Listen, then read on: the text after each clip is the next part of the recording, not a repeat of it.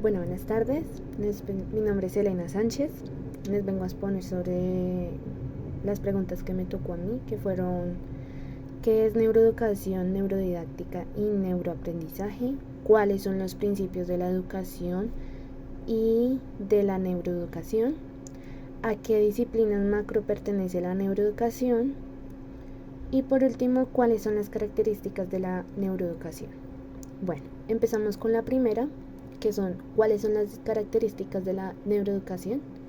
Bueno, una de las principales características de la neuroeducación es enseñar a las personas a identificar qué tipo de emoción están sintiendo para no reaccionar impulsivamente a ellas y así poder dar una respuesta más acertada, perdón. Esto quiere decir que pues lo que se hace en la parte de la neuroeducación es como dar una enseñanza a los chicos de cómo puede ser el funcionamiento, por así decirlo. Darles como un aprendizaje, una enseñanza. Eh, la segunda es: ¿qué es neuroeducación, neurodidáctica y neuroaprendizaje? La neuroeducación es la forma de concebir el proceso educativo teniendo en cuenta lo que los conocimientos neurocientíficos nos aportan sobre el desarrollo cerebral y los mecanismos implicados en el aprendizaje. La neurodidáctica es el enfoque psicopedagógico basado en el funcionamiento cerebral para educar la acción didáctica de la forma más adecuada del individuo. Y neuroaprendizaje es una disciplina que combina la psicología, la pedagógica y la neurociencia para explicar cómo funciona el cerebro en los procesos de aprendizaje. La tercera pregunta: ¿a qué disciplinas macro pertenece la neuroeducación? Las disciplinas que pertenece la neuroeducación son la física, la química, la biología, la neurología, la genética, la informática, la psiquiatría y la psicología, entre comillas, neuropsicología. Y la última pregunta: ¿cuáles son los principios de la educación y de la neuroeducación? Los principios de la neuroeducación es la capacidad que tiene el cerebro a la hora de cambiar físicamente para adaptarse a los hábitos y a los estímulos de manera útil para la persona. Y los principios en la educación son: acceso universal a la educación, no discriminación, igualdad de oportunidades y de trato. Muchas gracias. Factores que intervienen en la neuroeducación. En esto podemos identificar la plasticidad cerebral. Cada cerebro es único y particular. Las emociones y el aprendizaje, la atención y su optimización, las neuronas y el espejo de aprendizaje cooperativo.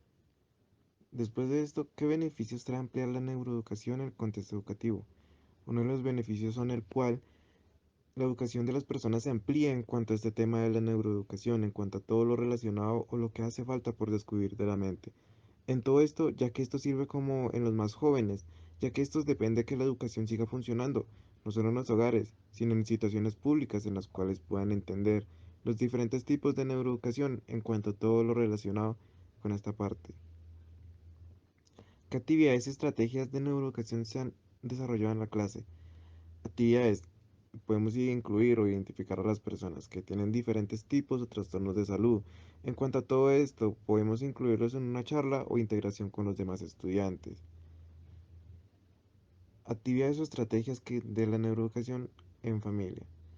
Saber que algún familiar puede tener algún trastorno no significa que tengamos que hacerlo aparte o hacer que se sienta menos incluirlo en todo. En este momento podemos llegar a respetarlo en cuanto a todo lo relacionado que él tiene y saber qué podemos hacer para ayudar a esta persona en cuanto sea nuestra familia. Importancia y beneficios del juego en la neuroeducación. Bueno, el juego es un importante elemento neuroeducativo en la vida escolar de los niños.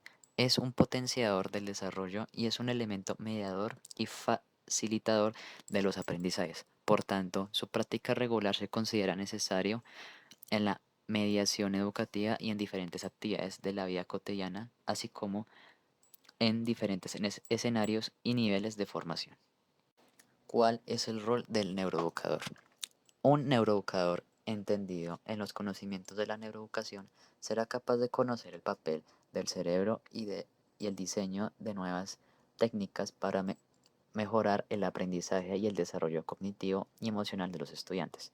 Por otra parte, Campos propone unas claves sencillas a considerar. Se aprende cuando se liga la experiencia con las emociones.